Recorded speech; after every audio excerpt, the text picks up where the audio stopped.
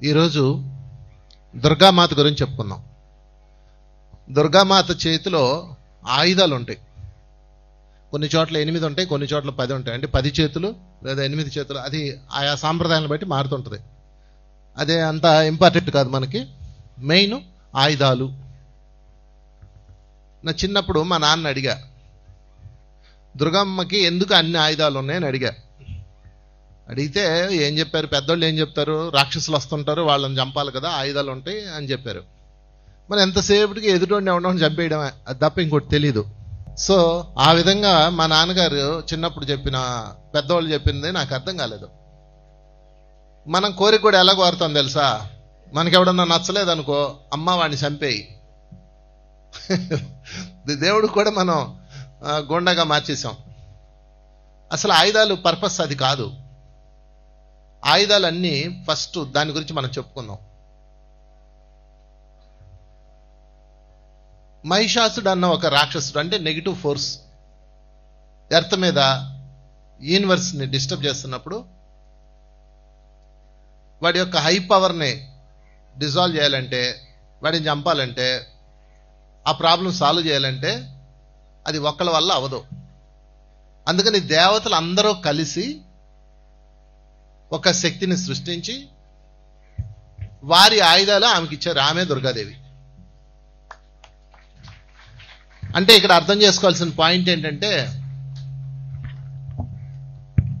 ఇక్కడ మనం అర్థం చేసుకోవాల్సిన అంశం ఏంటంటే సంఘటితము. సంఘటితం ఉంటేనే ఏదైనా సాధ్యమవుతుంది. అందరూ కలిస్తేనే విజయము. నెగిటివ్ మీద పాజిటివ్ విజయం సాధించాలంటే అందరూ కలవాలి. చీకటి మీద వెలుగు విజయం సాధించాలంటే అందరూ కలవాలి.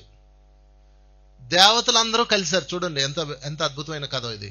దేవతలందరూ కలిసి వారి యొక్క ఆయుధాలు అమ్మవారికి ఇచ్చారు. అది 10 అవని 8 అవని, అది అంత ఇంపార్టెంట్ కాదు. అంటే దీని అర్థం ఏంటంటే, ఫస్ట్ మనం ఏదన్నా సాధించాలంటే అందరూ కలిసి ఉండాలి. కలిసి లేకపోతే ఏం సాధిస్తాం? ఎవడు గోలాడు పడుతుంటాడు. ఎనర్జీని ఎప్పుడు కూడా ఏకం చేయాలి. ఎందుకంటే ఒక్కొక్కళ్ళు ఒక్కొక్క శక్తి ఉంటుంది. ఇదే సూత్రాన్ని పత్రిగారు వాడారు. పత్రిగారు ఏం చేశారు తెలుసా? ఒక్కొక్కళ్ళు ఒక్కొక్క అద్భుతం ఉంది. నా దగ్గర ఒకటి ఉంది, ఈ ఓబే గారి దగ్గర ఒకటి ఉంది, సతీష్ గారి దగ్గర ఒకటి ఉంది, పిప్పిలి ప్రసాద్ గారి దగ్గర ఒకటి ఉంది. ఒక్కొక్కరి దగ్గర ఒక్కొక్క ప్రత్యేకత ఉంది.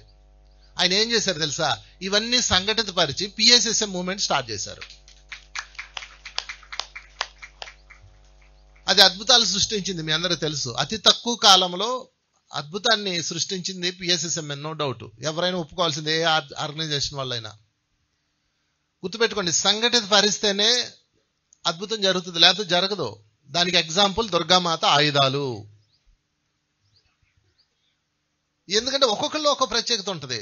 ఇప్పుడు ఫర్ ఎగ్జాంపుల్ ఈ ప్రోగ్రామ్ ఉంది, ఈ ప్రోగ్రామ్ ఒక్కరు చేయలేరు. ఈ సతీష్ గారు ఒక్కరు చేయగలరా? ఒకళ్ళు ఎవరు చేయలేరు. ఏది ఎవరు చేయలేరు. అందరూ కలవాల్సిందే. అంటే ఆ కలవడం అనేది ఎవరి దగ్గర ఏ శక్తి ఉందో ఆ శక్తిని తీసుకోవాలి. అది దుర్గామాత యొక్క ఇంటెలిజెన్స్. ఒక అడ్మినిస్ట్రేషన్ ఏం చేయాలంటే, ఇప్పుడు ఇక్కడ 10 మంది ఉన్నారు. 10 మందిలో ఒక్కొక్కరి దగ్గర ఒక్కొక్క శక్తి ఉంది. ఒక్కొక్కరి దగ్గర ఒక ఆయుధం ఉంది. ఆయుధం అంటే శక్తి. విష్ణుమూర్తి దగ్గర చక్రం ఉంది, దాన్ని తీసుకోవాలి. అది విష్ణుమూర్తిని గదాడకూడదు. అంటే ఎవరి దగ్గర ఏ శక్తి ఉందో ఆ శక్తిని తీసుకొని మహాశక్తిగా మార్చాలి.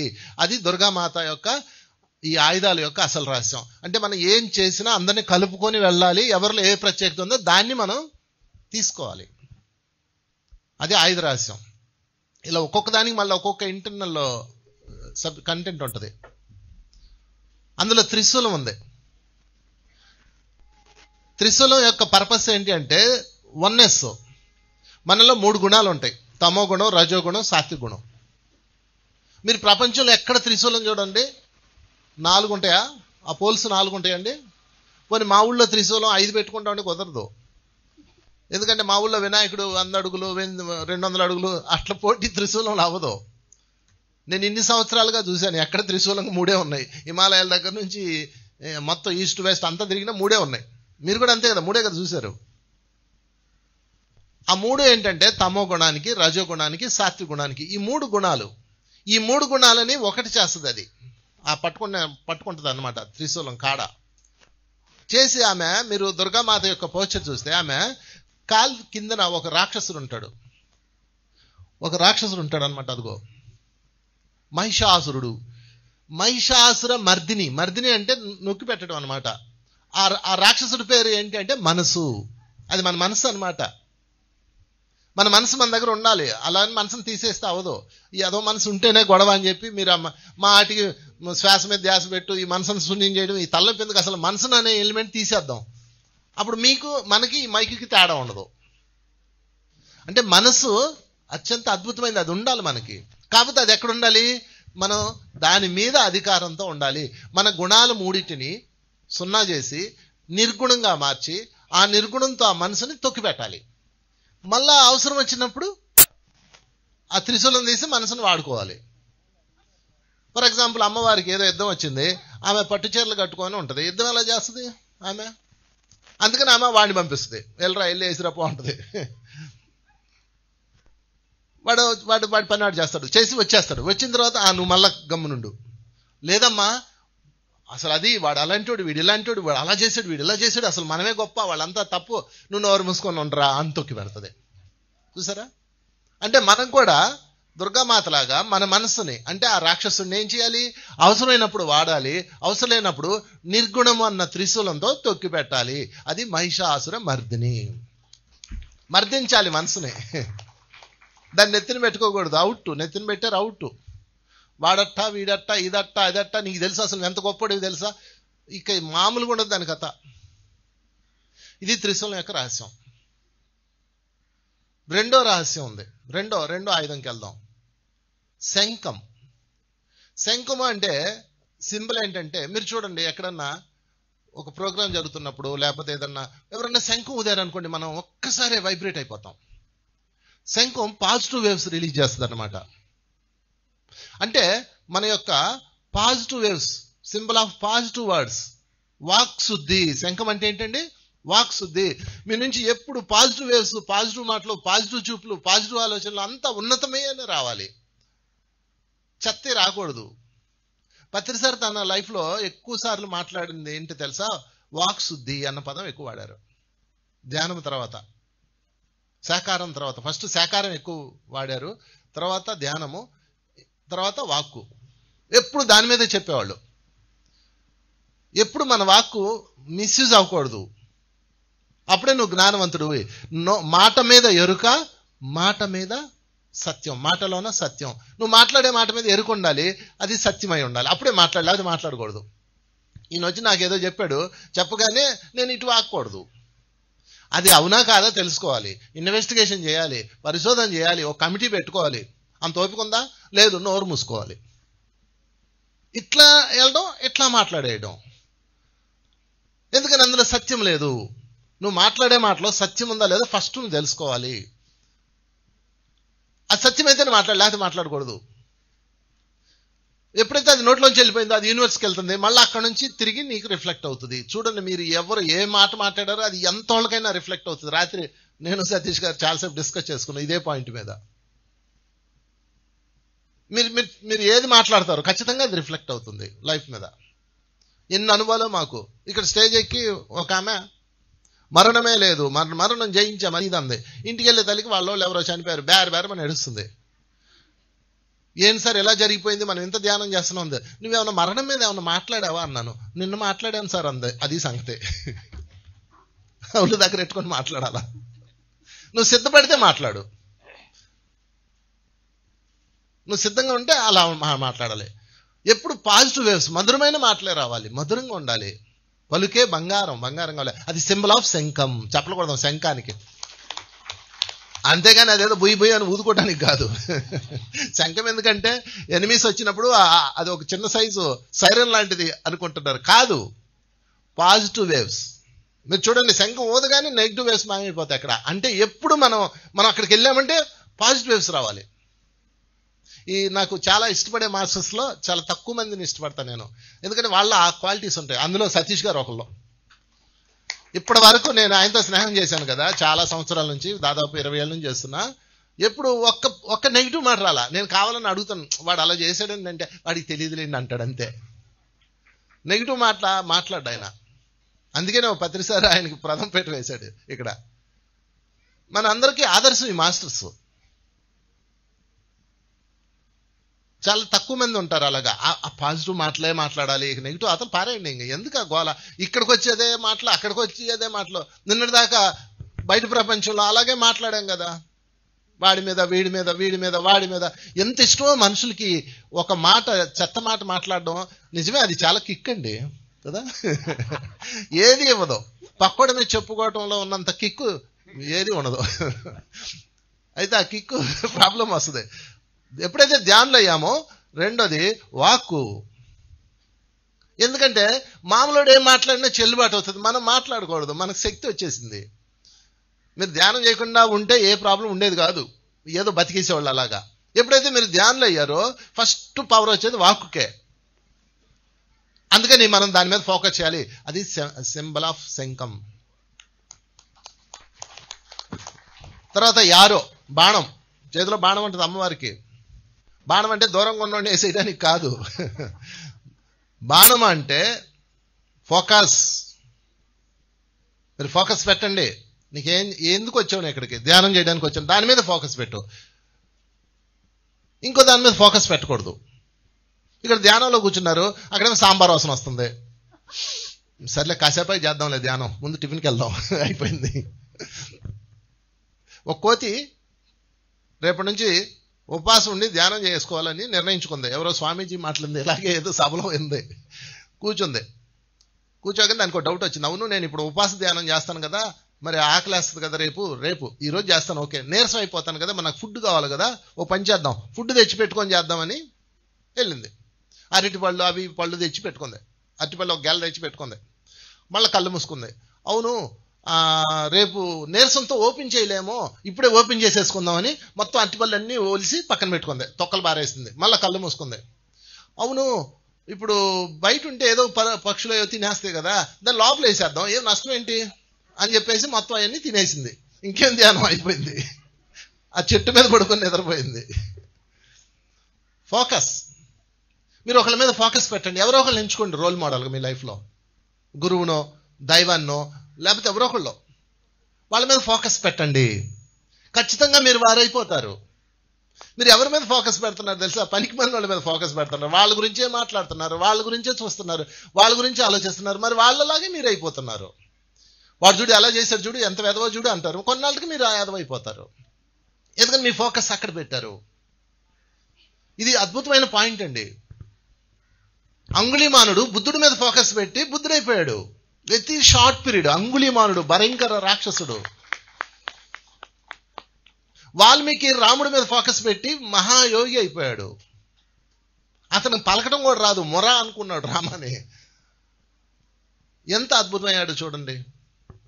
ఫోకస్, ఇంకేం లేదు. అందుకే మీరు ఒకరి మీద ఫోకస్ పెట్టుకోండి. నేనైతే ఎన్లైటన్మెంట్ కావాలి అంటే పత్రికారి మీద ఫోకస్ పెట్టా. ఆయన ఎలా మాట్లాడతాడు, ఎలా తింటాడు, ఎలా నడుస్తాడు, ఎలా అడ్మిట్ చేస్తాడు, ఇన్ని పాయింట్స్ దొరుకుతాయో ఫోకస్ పెడితే. అందుకని ఈ రోజు నుంచి మీరు ఏమి అవ్వాలనుకుంటున్నారు? పలానా అవ్వాలనుకుంటున్నాను, పలానా వ్యక్తిలో అవ్వాలనుకుంటున్నా, ఆ వ్యక్తి మీద ఫోకస్ పెట్టండి. వ్యక్తి మీద, చర్యల మీద ఫోకస్ పెట్టకండి. వ్యక్తి జ్ఞానం మీద ఫోకస్ పెట్టండి. మళ్ళీ ఏం సొక్కా వేసుకున్నాడు, ఏం ప్యాంట్ వేసుకున్నాడు, గడ్డం ఎలా పెంచుకున్నాడు, జుత్తెలా వేసుకున్నాడు, రుద్రాక్షలు ఎలా వేసాడు, అది కాదు. అది వాళ్ళ వ్యవహారం. అది వాళ్ళ జ్ఞానం మీద ఫోకస్ పెట్టండి.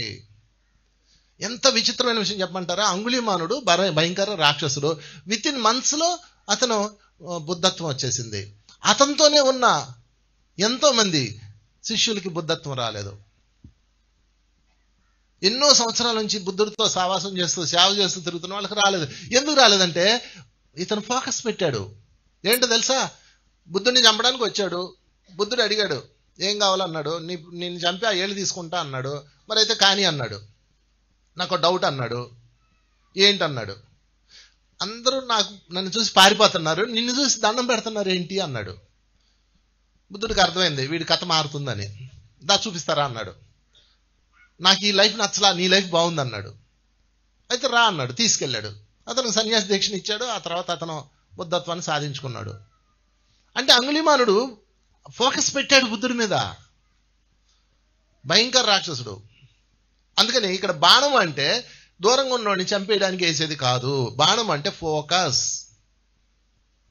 మహాశక్తి చెప్తుంది ఫోకస్, సాధన మీద ఫోకస్.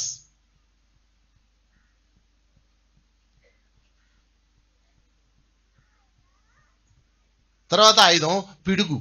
అమ్మవారి చేతిలో పిడుగు ఉంటుందండి. పిడుగు ఆయుధాన్ని ఇలా వేస్తారు, అది ఒక మెరుపులా వేస్తారు. కొంతమంది ఏమో రౌండ్గా ఉంటుంది. సో అది ఎంత ఇంపార్టెంట్ కాదు. మనకు వచ్చిన సావు ఏంటంటే అవి పట్టు కూర్చుంటాం. లేదు ఇది ఇట్టు ఉండాలి, అది అట్టు ఉండాలి. అసలు అది పర్పస్ ఏంటో పట్టుకుంటే చాలు. బొమ్మలో రప్పాలు మారుతుంటే కాలమాన ఆర్టిస్టులు బట్టి మారిపోతాయి. ఏమన్నా ఒక ఆర్టిస్ట్ దాన్ని ఎట్టంటే అది ఇంకోటి అయిపోద్ది. అది ముఖ్యం, పట్టుకోకండి. దాని పర్పస్ ఏంటి? పిడుగు అంటే దృఢ నిశ్చయం. ఏంటండి? ఒక్కసారి నువ్వు నిశ్చయించుకున్నాక దాని మీద దృఢంగా నిలబడాలి. మాండవ్య మహాముని ఉదాహరణకు తీసుకోండి. నాకు ఆయన అంటే చాలా ఇష్టం, ఎప్పుడు ఆయన గురించి చెప్తుంటా. మాండవ్య మహాముని ఆయన మౌనవ్రతంలో ఉన్నాడు. ధ్యానము మౌనం పెట్టుకున్నాడు 41 రోజులు. మన ధ్యానం మౌనం ఎట్టుంటుందో మీకు తెలుసు కదా. భాష అంటావా, మామ అంటావా, మాట్లాడుతూనే ఉంటారు. నేను ఒకళ్ళ ఇంటికి ఫోన్ చేశా. వాళ్ళ అమ్మగారు ఫోన్లో అరుస్తుంది, అంటుంది. ఫోన్ ఎత్తి అంటుంది. ఏంటి ఏమైపోయి చచ్చింది అనుకున్నా. వాళ్ళ పాప లైన్లోకి వచ్చి మా అమ్మగారి మౌనం సార్ అందే. మరి అరుస్తుంది అంటే మాట్లాడదు సార్, మిగతా అన్ని చేస్తుంది. అది కాదు మౌనం అంటే. మీకు ఈ కనురెప్ప ఉంది కదా, కంటి పాప ఉంది కదా, కంటి పాపని మీరు ఎప్పుడైనా చూసుకున్నారా? ఇంటికి వెళ్ళి కావాలంటే లైట్ వేసుకొని చూసుకోండి. ఇదిగో ఇలా ఇలా ఇలా ఇలా అంటుంటది. మీరు చూసుకొని కావాలంటే ఇది ఇలా ఇలా అంటది. నీ లోపల అంతర్మౌనం ఉంటే అది నిశ్చలంగా ఉంటుంది. అది సింబల్. మీరు ఇంటికి వెళ్ళి టార్చ్ లైట్ వేసుకొని మౌనంగా ఉండి చూడండి, అది ఇలా ఇలా కదులుతుంటది. అంటే నువ్వు బయట మాట్లాడట్లేదు, లోపల వాడు గోల పెడుతున్నాడు. అది మాండవి మహాముని సాధన చేస్తున్నాడు. సరే ఒకరోజు ఆయన రాజుగారి, ఆ ఊర్లో రాజుగారు ఉన్నారు. రాజుగారు కోశాగారంలో దొంగలు పడ్డారు. ఆయన కొడుకు అడ్డొస్తే చంపేశారు. దొంగలు నగలు తీసుకొని పారిపోతూ సైనికులు వెంటబడితే ఈయన ఆశ్రమంలో దాక్కున్నారు. ఆయన ఏమో ధ్యానంలో ఉన్నాడు, మౌనంగా ఉన్నాడు, నిశ్చలంగా ఉన్నాడు. నిశ్చలం. మౌనం అంటే కళ్ళు మూసుకొని లేదు, నిశ్చలం అంతే. ఇంకా ఆయన అంతే, ఇంకా స్టాచ్యూ అంతే. మనం యూట్యూబ్లో సినిమా చూసేటప్పుడు ఎలా అంటే పాజ్ అయిపోతుంది, అట్లా నిశ్చలంగా ఉన్నాడు. దొంగలు వచ్చారు. ఎవరు మీరు అంటాడా? అండ కదా. వీళ్ళు ఎవరో మాట్లాడట్లేదు, వీడికి ఏదో అయింది మనకెందుకు లేని వాళ్ళు దాక్కున్నారు. ఆ నగల మూట ఆయన కూర్చున్న సీట్ కింద పెట్టారు. అందుకే ఇప్పుడు ఆయన కూర్చున్నప్పుడు సీట్ కింద చూసుకోండి, మనకే ప్రాబ్లం అవుతుంది. మంచం కింద సీట్ కింద చూసుకొని కూర్చోవాలి. వాళ్ళు ఎత్తుకుంటూ వచ్చారు రాజభటులు. సీట్ కింద నగలు దొరికినాయి, లోపల దొంగలు దొరికారు. ఈడెవడు రైడ్ ఇలా ఉన్నాడు, ముని అంటావా అన్నాడు. ఏమయ్య ఎవరు నువ్వు, నీ ఐడి కార్డు ఏంటి అన్నారు. మాట్లాడకూడదు, అసలు మాట్లాడకూడదు కాదు, ఫేస్లో ఎక్స్ప్రెషన్ రాకూడదు. అది అంతర్మౌనం అంటే. ఆయన అలా నిశ్చలంగానే ఉన్నాడు. ఇలాగా లాక్కుపోయారు రాజుగారి దగ్గరికి, కట్టేసి తీసుకుపోయారు. ఆయన అలాగే స్టాచ్యూలాగే ఉన్నాడు. అసలు ఆయన మనిషిని తెచ్చారా, ఒక విగ్రహం తెచ్చారా అర్థం కావట్లేదు వాళ్ళకి. మరి ఈడెవడో దొంగోళ్ళ ఉన్నాడు, మొత్తం అందరినీ దండన వేసేయండి అన్నారు. శూలదండనం. శూలదండం అంటే తెలుసా? పెద్ద శూలం తెచ్చి కింద నుంచి పొడుస్తారు అనమాట. దాన్ని పాతుతారు. 20 అడుగులు శూలం. వాళ్ళు శూలం శరీరం లోపలికి వెళ్ళిపోయి అలా అలా అలా అలా బరువుకి అలా దిగిపోతారు అనమాట. అలా చనిపోతారు. వేసిన ఒక 2 రోజుల్లో చనిపోతారు. సాయంత్రం కాలం చనిపోతారు. కానీ ఈయన చనిపోలా. ఈయన ఏం చేశాడు తెలుసా? శూలం వేసుకున్నాడు అంతే, మాట్లాడలా. అయ్యా నేరం చేసావా? మీరు ఎప్పుడన్నా కోర్టుకి వెళ్ళారనుకోండి, అక్కడ అడుగుతారు కదా, నేరం చేసావా, అవునో కాదో చెప్పాలి. నువ్వు మౌనం ఉంటే కుదరదు కదా. ఈయన మాట్లాడలేదు, ఎందుకంటే ఆయన మౌనవ్రతంలో ఉన్నాడు. అది అంకుటిత దీక్ష అంటే. చెప్పలు కొట్టాను, అంకుటిత దీక్ష. అది మెరుపు అంటే. మొత్తం మీద శూలదండనం వేశారు. వారం అయిపోయింది. ఆయన ఆ శూలం మీద 2 బాస్పట్లు వేసుకొని ధ్యానం చేస్తాడు. మీరు కావాలంటే నెట్లో కొట్టండి, వస్తుంది. మాండవ మహాముని శూలం మీద కూర్చొని ధ్యానం చేస్తాడు.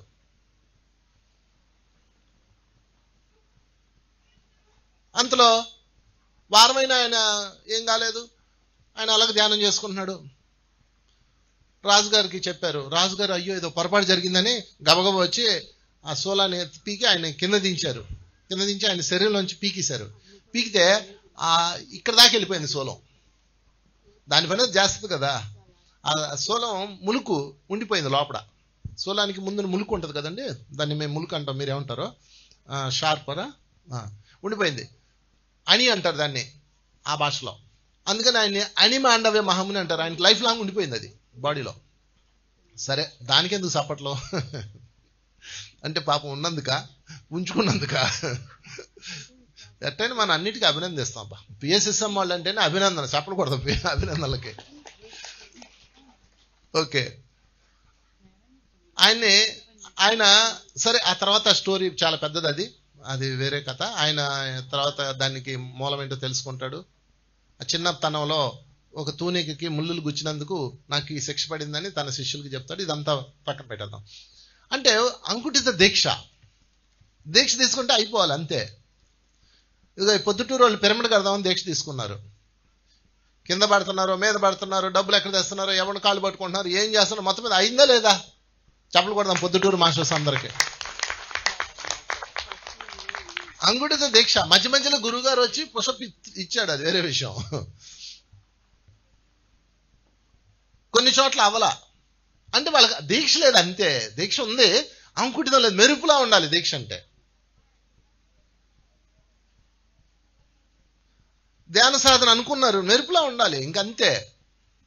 మా ఆయన ఒప్పుకోవట్లేదండి, మా ఆవిడ ఒప్పుకోవట్లేదండి, నేను ధ్యానం చేస్తే వాళ్ళు తిడుతున్నారండి, భలే చెప్తారండి కథలో.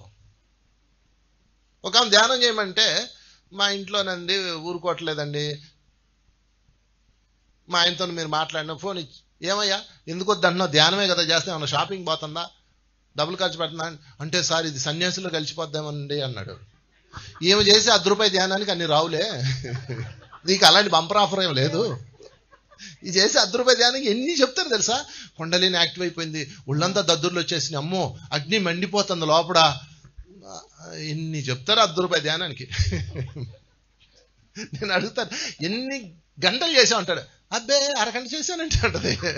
అరగంటకి దొద్దుర్లు వచ్చేయటం, ఒళ్ళువాపు వచ్చేయటం, వామిటింగ్స్ అయిపోతున్నాయి సార్ ఈ ధ్యానం చేసిన కాడ నుంచి అంటది. చచ్చినా సరే చెయ్యి అంటాను. అదే అంకుటిత దీక్ష అంటే. మేము ఒకసారి టూర్ వెళ్ళాం. ఆ టూర్ వెళ్ళినప్పుడు ఒక పెద్ద ఆమె వస్తుంది, ఆమె కోరిక అనమాట ఆ టూర్ వెళ్ళాలని. సార్ నేను రాలేనేమో సార్, నాకేమైనా అయిద్దేమో సార్ అందే. ఏమవుతుంది అన్నాను. అంటే సార్ నేను మరి అక్కడేమైనా అయితే అందే. ఏమైతే మహా చచ్చిపోతా అంతే కదా అన్నాను. ఇక్కడ శ్మశానంలో చావడం కన్నా అక్కడ శ్మశానంలో చావడం ఉత్తమే కదా అన్న. అంతే వచ్చేసింది ఆమె టూర్కి. చక్కగా వెనక్కి వచ్చింది. వచ్చి చెప్తుంది, ఆ రోజు నాకు సార్ ఒకటే చెప్పాడు, నిజమే పోతే అక్కడే పోదాంలే, సావు అనేది ఎక్కడైంది తప్పదు, అదేదో అక్కడే పోదాం, దివ్యమైన భూమిలోనే పోదాం, ఆ హిమాలయాల్లోనే పోదాం అనుకుని వచ్చింది. చక్కగా ఇంటికి వచ్చింది. అంటే ఏంటి? అంకుటిత దీక్ష. ఒక పని అనుకోండి, మీరు ఏది చేయాలనుకుంటున్నారో దాని మీద స్ట్రాంగ్ ఉండాలి, అది మెరుపులా ఉండాలి. ది సింబల్ ఆఫ్ ఆయుధం. చెప్పకూడదాం మెరుపుకి. ఇంకేమున్నాయి అబ్బా? గద. గద. గద అంటే అర్థం ఏంటి? ఎవడు దొరికితే బాధేయడమే. గద ఎందుకండి? బాధడానికే గద. గద రెడీ పెట్టుకో, ఎవడన్నా వస్తే అమ్మా అదిగో వస్తున్నాడు అని బాధే, నీకు గదతో బాధే, నీకు పొంగలు పెడతాను, కిరీటం చేయిస్తాను, వాడిని గదతో బాధి చంపేయండి. గుండాలు రా దేవుళ్ళు అంటే. చెప్పండి. భగవంతుడు అంటే, అమ్మవారంటే అది కాదు. అమ్మవారంటే మహాప్రేమ స్వరూపిణి. ఆమె చేతిలో ఉన్న ఏ ఆయుధం చంపడానికి కాదు, అవన్నీ శక్తి స్వరూపాలు. గద అంటే బలం అండి. 2 రకాల బలాలు ఉండాలి మనకి ఎప్పుడు. ఒకటి దేహ బలము, 2 ఆత్మ బలము. ఈ 2 ఉండాలి. ఈ 2 బలాలు కనుక మీ దగ్గర వీక్ అయినాయి అనుకోండి, దేహం వీక్ ఉన్నా ఆత్మ బలంగా ఉండి ప్రయోజనం లేదు. పోనీ దేహం బలంగా ఉండి ఆత్మ బలహీనంగా ఉండి మళ్ళీ ప్రయోజనం లేదు. 2 బలంగా ఉండాలి. అందుకని దేహానికి మీరు ప్రతిరోజు యోగా చేయండి. భయంకరమైన సాధనలు అక్కర్లేదు, సింప్లిసిటీ యోగా చేసుకోండి. అప్పుడు మా బాబాయ్ గారు సిల్ముకుంటారు. భయంకరమైన సాధనలు అక్కర్లా మనకి, మన సింప్లిసిటీ. రెండోది ఆత్మశక్తికి ధ్యానం చేయాలి, సజ్జన సాంగత్యం కావాలి. దేహానికి యోగా కావాలి, ఆత్మకి ధ్యానము సాంగత్యము కావాలి.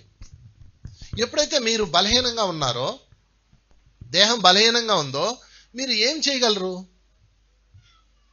ఒకసారి షిరిడీ సాయి దగ్గర ఒక ఆమె ఉండి ఉపవాసం ఉంది. ఉపవాసం ఉండి ఆమె బాబా దగ్గర కూర్చొని ఆ మెట్ల మీద కూర్చొని ఉపవాసంతో ఉంది. బాబా వచ్చి నన్ను చూడాలి, అప్పుడే నేను లోపలికి వస్తాను అని ఉపవాస దీక్ష పెట్టింది. ఆమె ఇంకొక 2 రోజులు 3 రోజులు ఉండి చచ్చిపోయేది. 5 రోజులు అయిపోయింది. అప్పుడు శ్యామ వచ్చి, బాబా పెద్ద ఆవిడ చచ్చిపోయేటుంది, నువ్వు ఏదన్నా చెయ్యి అన్నాడు. అప్పుడు బాబా ఆమె దగ్గరకు వచ్చి, ఉపవాసం ఎందుకు చేస్తున్నావు అన్నాడు. భగవంతుని దర్శించడానికి అందే. భగవంతుడు వస్తే ఏ కళ్ళతో చూస్తావు, ఏ నోటితో ఆయన నామం పలుకుతావు, ఎందుకు అర్థం లేని ఉపవాసం చేస్తున్నావు? వెళ్ళి ఆ పక్కనే ఒక పిల్లలు ఉన్నారు, వాళ్ళ తల్లి చనిపోయింది, పిల్లలు ఆకలితో ఉన్నారు, వాళ్ళకి వెళ్ళి నువ్వు వండి పెట్టి నువ్వు కూడా తిను అని చెప్పాడు. అప్పుడు ఆమె వెళ్ళి వాళ్ళకి వండి పెట్టి వాళ్ళు ఆనందిస్తుంటే ఆమె తిని ఎంతో ఆనందించింది. అప్పుడు చూసింది ఆమె భగవంతుడిని సేవలో. ముందు నువ్వు బలంగా ఉండాలి, నువ్వు నీ బాడీ బలంగా ఉండాలి. దానికి ఏం చేయాలో చేసుకోండి. దాని గురించి ఇప్పుడు బోల్డ్ అంత ఇన్ఫర్మేషన్ ఉంది. మొలకలు తింటారా, కూరలు తింటారా, మెరలు తింటారా, మీ ఇష్టం, ఏం తింటారు తినండి. మళ్ళీ ఇది ఒక పిచ్చిలు వేసిపోయింది, ఇది తింటే తప్పు, అది తింటే రైటు. నేను మొన్న అన్నం తింటాను, ఒకడు వచ్చి అన్నం తిన్నావా, ఇదంతా విషం అన్నాడు. మీకు తిన్నటి దాకా అన్నం తిన్నారు కదా, విషమైందా? మీరు తినేది బ్రహ్మ పదార్థం, అది మహా శక్తి స్వరూపం. అది మీరు తినే భావన ముఖ్యం. నువ్వు అన్నం తింటావా, కూరలు తింటావా, అదంతా నీ యొక్క బాడీని బట్టి ఉంటుంది. అది నీకు సంబంధించిన ఇష్టాలు. అన్నం పరబ్రహ్మ స్వరూపం, అది చేటు చేయదు, గుర్తుపెట్టుకోండి. మీరు ఏం తినండి చేటు చేయదు. దానికి ఎగ్జాంపుల్ ప్రహ్లాదుడే. విషం తాగాడు, చేటు చేసిందా? అమృతంగా మారిపోయింది. ఇక్కడ భావన ముఖ్యం. అది బలం అంటే మేధో బలం, ఆత్మబలం. ఆత్మబలంతో దేహాన్ని కంట్రోల్ చేసుకున్నాడు ప్రహ్లాదుడు. మనం అన్నం తిని చచ్చిపోతాం అంటున్నాం, ఏం చెప్పాలి? నీకు షుగర్ ఉంది, ఎవడని చేతులు లడ్డు పెట్టగానే అమ్మో నాకు షుగరు, చూసావు నువ్వే పెట్టేశావు భావం, ఇంకెక్కడ? అందుకని నీకు లడ్డు పెట్టాడు చేతిలో, షుగర్ ఉందా, ఉన్నాయి, కొంచెం తిను, ఇంత తింటే చచ్చిపో, నువ్వు తిను, అది ఎవరికన్నా నువ్వు. సో బలం ముఖ్యం మిత్రులారా, దేహ బలము, ఆత్మ బలము. ఈ దేహ బలం మీద చాలా కన్ఫ్యూజ్లో ఉన్నారు, అంతా పక్కన పెట్టేయండి. నేను ఒకసారి ఈ పొద్దుటూరు దగ్గర ఒకళ్ళ ఇంటికి వెళ్ళాను సార్. భోజనం పిలిచారు, ఆకు ఇచ్చింది, ఒక తోమలపాకు అనుకుంటే ఎంతో పెద్దదే. ఆకు తీసుకున్నా, నెయ్యి వేసి, ఇది అదేంటిది తేనె వేసింది. నాకండి అంది, నాకాను. తర్వాత ఏవో 2 కొమ్ము శనగలో సిరిధాన్యాలు వేసింది, తినండి అంది. 5 తిన్నాను. ఆకు నమిలేయండి అంది, చుట్టు నమిలేసా. అంటే భోజనానికి ముందు ఇలా పెడతారా మీరు అన్న? అదే భోజనం అంది. ఇదే భోజనం ఏంటండి మొహమ్మండ, ఇదే భోజనం అన్న, ఇదే భోజనం అంది. అదేంటి అన్నము పప్పు రసము అయ్యేం లేవా అన్న? అవన్నీ విషము, తినకూడదు, అమృతాహారము, ఇది అమృతాహారం ఈ ఆకు అందే. నువ్వు కావాలంటే తిను, నేను అయ్యే తింటానులే, నువ్వు కావాలంటే అవి తినని చెప్పా. ఇలాంటి చాదస్తాలు అవతల బారేయండి. ఎంత నచ్చిందో ఇంత తినబ్బా, ఏందంట, పప్పు ముద్ద కలుపుకో, ఇంత తిను, పప్పు వేసి ఆవకాయ బద్దేసి నెయ్యి వేసి తింటే ఎక్కడుంది అమృతం? భూమి మీద ఇన్ని అమృతాలు ఉన్నాయి, పైన అమృతం అంతా సప్పకుండా తెలుసా. మళ్ళీ మా జంగమై కోపం వస్తాయి. అది వస్తున్నాడు జాగ్రత్తగా. 4 ఇచ్చింది, 7 రుచులు చూడండి. అలాగని మళ్ళీ ఇంత తినకండి, ఇంత తినండి, ఇంత రుచి చూడండి. అమృతాలు రుచి చూడండి మిత్రులారా. భూలోకంలో ఉన్న అన్ని అమృతాలే, 7 రుచులు ఉన్నాయి ఇక్కడ. అన్ని రుచి చూడండి, ఆస్వాదించండి. ఆస్వాదన ముఖ్యం, ఆహారం ముఖ్యం కాదు. మీరు తినే ఆహారం ఆస్వాదన, అది బలంగా మారిపోతుంది. రామదాస్కి ఇంత ఉప్పేసి ఇంత పిండేసి రొట్టె తయారు చేసి ఇచ్చారు. ఆ రొట్టె తింటే ఏమన్నాడు తెలుసా? ఎంతో రుచిరా, ఎంతో రుచిరా. ఎంతో రుచిగా తిన్నాడు ఆయన. రాముణ్ణి హృదయంలో పెట్టుకొని ఆ ఉప్పు బన్నుని అద్భుతంగా తిన్నాడు. 14 సంవత్సరాలు తెలుసా? 14 సంవత్సరాలు ఉప్పు బన్ను తిన్నాడు. బీపీ వచ్చి చావాలా ఈ పాటికి, ఏం కాలేదు ఆయనకి. సో మిత్రులారా, బలము అంటే గుర్తుపెట్టుకోండి, దేహంలో ఉండదు, మీ యొక్క భావనలో ఉంటది. అది ఆత్మశక్తి నుంచి వస్తుంది. మళ్ళీ అలాగని దేహం బలహీనంగా ఉంటే కుదరదు. మీ ఆత్మ దేహాన్ని ఈడ్చుకొని వెళ్ళలేదు. ఆత్మ దేహాన్ని మోస్తుంది, దేహం ఆత్మ రన్ చేస్తుంది. రెండు లింక్ అన్నమాట. అందుకని రెండు బలంగా ఉండాలి. అది సింబల్ ఆఫ్ గద. చప్పలు కొట్టుకుందాం గదకే. ఇంకేమున్నాయి? కత్తి. కత్తి ఉంటుందిలే పొదురుగా. తలకాయలు తెగ నరుగుతా. షేర్ ఖాన్ నోటికి ఒక్కడ తగ్గకూడదు, అందుకే కత్తి. కత్తి మీన్స్ విచక్షణ. కత్తి అంటే ఏంటండి? విచక్షణ. ఖడ్గం. మహాశక్తి స్వరూపిణి ప్రతి ఒక్కరికి ఒక అద్భుతం ఇచ్చిందంటే తెలుసా? దాని పేరే విచక్షణ ఖడ్గం. అది సింబల్ ఆఫ్ కత్తి. ఆ ఖడ్గం, కత్తి అనకూడదు, ఖడ్గం అనాల. ఆ ఖడ్గాన్ని మీరు ఎందుకు వాడాలి అంటే మీ లోపల ఉంది ఆ ఖడ్గం, విచక్షణ. ఇప్పుడు వీరు వచ్చి నాకు ఒకటి చెప్పారు, నేను ఏది తీసుకోవాలి? ఈయన చెప్పింది చేయాలా, ఈయన చెప్పింది చేయాలా? చేయకూడదు. ఇంత భగవద్గీత చెప్పాక కృష్ణుడు లాస్ట్ లో ఒక్క మాట, యదా ఇచ్చేసి తదా కురు అర్జున. చెప్పాల్సిందంతా చెప్పేశాను, ఏం చేస్తావో you can take your decision అన్నాడు. నీ నిర్ణయం నువ్వు తీసుకో. అది విచక్షణ. ఎంత అద్భుతం అది చూడండి. నేను చెప్పాను కాబట్టి చెయ్యి అనలేదు ఆయన. మీకు ఎక్కడ భగవద్గీతలో చెప్తున్నాను నోరు మూసుకొని చెయ్యి అనలా. ఎవడేం చెప్తా చేసేయడమే. 2 రోజులు వస్తారు, ఇదిగో వెళ్ళి చేస్తుంటారు. ఈ లోపు ఇంకోటి ఎవడేదో చెప్తారు, అటు వెళ్ళిపోతారు, అది చేస్తారు. ఏదన్నా చెయ్యండి, నేను అది చెయ్యండి, ఇదే రైటు అదే రైట్ అని నేను చెప్పను. నువ్వేదన్నా చెయ్యి, దృఢంగా చెయ్యి. ముందు ఫస్ట్ ఆ విన్నది విచక్షణ ఉపయోగించాలి. ఇది అవునా కాదా? విచక్షణ లేదా నీకు? ఎవడేం చెప్తే అది వినేయడమే, మాట్లాడేయడమే, ఎవడేం చెప్తే అది చేసేయడమే. విచక్షణ అన్నది ఖచ్చితంగా వాడాలి మిత్రులారా. ఎందుకంటే ఇప్పుడు కాలంలో ఒకప్పుడు మనం చేసే మొత్తం ఆచార సాంప్రదాయాలన్నీ 80% ఇలాగే ఉంటాయి. చూడండి కావలిస్తే. అది ఎందుకు చేస్తామో తెలియదు. ఆయన అట్ట అన్నమన్నాడు, అట్ట అన్నం అంతే. ఈయన ఇట్ట అన్నమన్నాడు, ఇట్ట అన్నం. ఈ పువ్వు ఇట్టయ్యాలా. మీకు పెళ్ళిళ్ళు జరిగేటప్పుడు, ఈ వ్రతాలు జరిగేటప్పుడు ఎంతమంది వచ్చేస్తారు తెలుసా? ఎలాంటి గురువులు? ప్రతి వాళ్ళు మాట్లాడతారు, అట్టయ్యకూడదు, ఇట్టయ్యాలంటారు. అంత తెలిసినట్టే మాట్లాడతారు. మా శాస్త్రం చెప్పింది అంటారు, అదంటారు, ఇదంటారు. అందుకని ఎక్కడ ఆధారం లేదు మీకు. అందుకని దేన్ని ఆధారం పెట్టుకోవాలి మనం? విచక్షణ అన్న ఆధారం పెట్టుకోవాలి. విచక్షణ అన్న ప్రశ్న వేసుకోగానే నీకు దేశ కాలమాన పరిస్థితులు అర్థమైపోతాయి. సీతాదేవిని నిండు గర్భిణిని రాముడు అడవికి పంపించాడు. వాడు ఎవడో చెప్పాడు వచ్చి, ఎంత అన్యాయం, రాముడు ఎంత దుర్మార్గుడు అన్నాడు. నువ్వు వెంటనే దాని మీద మాట్లాడకూడదు. నన్ను ఒకటి అడిగాడు. నేను కమ్యూనిస్ట్ ఫ్యామిలీ నుంచి వచ్చాను అనమాట. నా చిన్నప్పుడు కమ్యూనిస్టు, మా ఫ్యామిలీ అంతా కమ్యూనిస్టులు. ఆ ఫ్యామిలీ నుంచి వచ్చాను. మా ఇంట్లో ఒక బుక్ ఉంది. ఆ బుక్ ఏంటి తెలుసా? రామాయణ విషవృక్షం అని ఒక బుక్ రాసింది ఒక ఆమె. వారు రాశారు ఆ పుస్తకం. అది చాలా దారుణంగా ఉంటుంది అనమాట. రాముని విమర్శిస్తూ ఆమె రాసింది. అయితే నేను ఆ బుక్ చదివాను. గమ్మత్తు చెప్పనా, ఆ బుక్ చదివాక నేను రాముడికి ఫ్యాన్ అయిపోయాను. ఆ బుక్ యొక్క ఉద్దేశం ఏంటంటే రాముడి యొక్క పాత్రని, రామాయణాన్ని కించపరుస్తూ ఆమె రాసింది అనమాట రైటర్.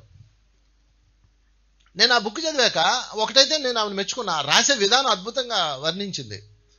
అయితే అదంతా పక్కన పెడితే నా విచక్షణ వాడాను. రాముడు నిండు గర్భిణిని అడవికి పంపించాడు, అది అన్యాయము, ఒకరు ఇలా చేయకూడదు రాసుకొచ్చారు. అందులో దానికి సంబంధించిన కొంతమంది మాట్లాడుతుంటారు కదా, రాముడు అలా చేశాడు ఇలా చేశాడని.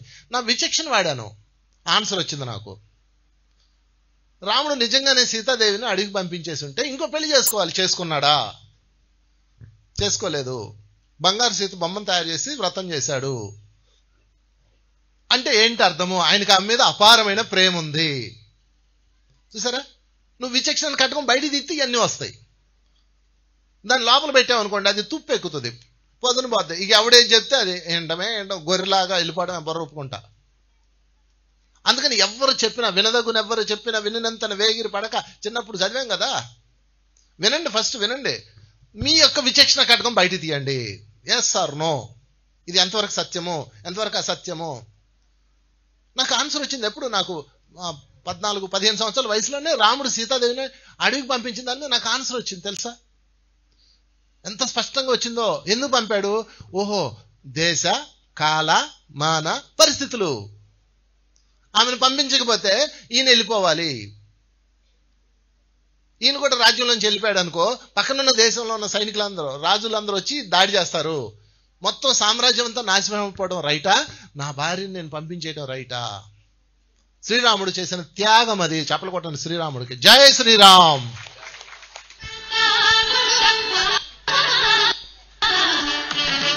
చప్పట్లు.